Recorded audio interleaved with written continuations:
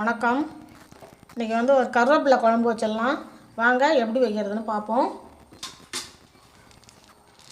பாருங்கள், ஒரு ஸ்பூன் துவரம்பருப்பு, ஒரு ஸ்பூன் உளுத்தம்பருப்பு, ஒரு ஸ்பூன் கடலைப்பருப்பு.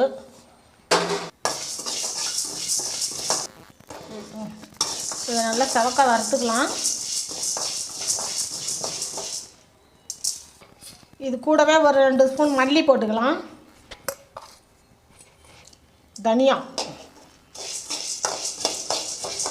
அது கூடவே ஒரு 10 வரமிளகாய் போட்டுக்கலாம். கொஞ்சமாக ஜீரகம், ஒரு ஸ்பூன் மிளகு, கொஞ்சோண்டு வெந்தயம் போட்டுக்கலாம். போட்டு நல்லா செவக்க வறுத்துக்குவோம்.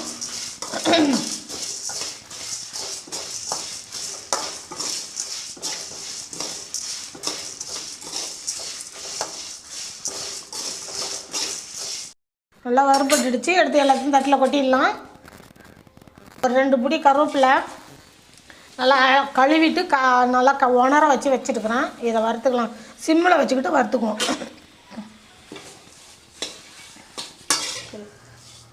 கருவேப்பிலை வறுபட்டுடுச்சு. அடுப்பு ஆஃப் பண்ணிடலாம். இதை ஒரு மிக்ஸி ஜாரில் போட்டு ஃபஸ்ட்டு அரைச்சிக்கலாம்.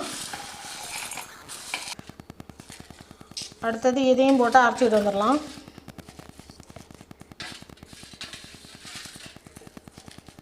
நல்லெண்ணெய் ஊற்றிக்கலாம். நல்லெண்ணெய் தான் ஊற்றணும். நல்லெண்ணெய் ஊற்றிக்குவோம்.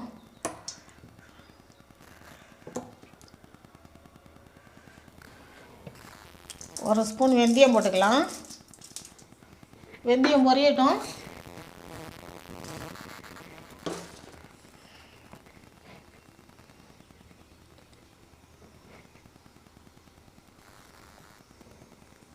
வெந்தயம் பொரிஞ்சு எடுத்து 2 பூண்டு எடுத்து உரித்து வச்சுருக்கேன். அதையும் இது கூட சேர்த்துக்கலாம். வெங்காயம் ஒரு 100 கிராம் வெங்காயம் இருக்கும், சின்ன வெங்காயம். அதையும் இது கூட போட்டு வதக்கிக்கலாம்.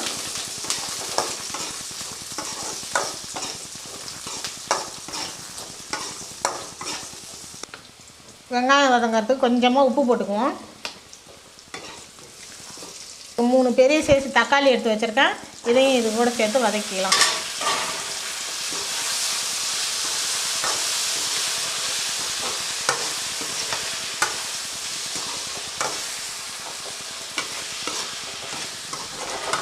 வெங்காயம் தக்காளி வதங்கிடுச்சு. இது கூட அதை அரைச்சி வச்ச கருவேப்பிலையும் போட்டுக்குவோம்.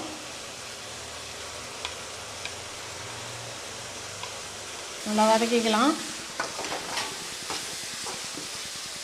வச்ச பொடியெல்லாம் போட்டுக்கலாம். எலுமிச்சம்பழம் சைஸு புளி எடுத்து கரைச்சி வச்சுருக்கேன். இதையும் இதில் ஊற்றிக்குவோம். குழம்புக்கு தேவையான உப்பு போட்டுக்கலாம். நல்லா கலந்து விட்டுக்கலாம்.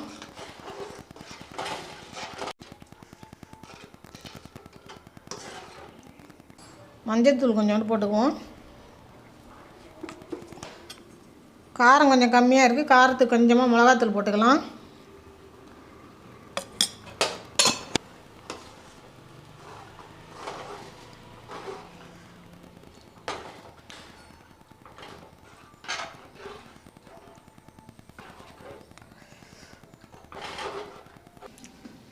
குழம்பு கொதிச்சிட்டு சூப்பராக கருவேப்பிலை குழம்பு ரெடி ஆகிடுச்சு.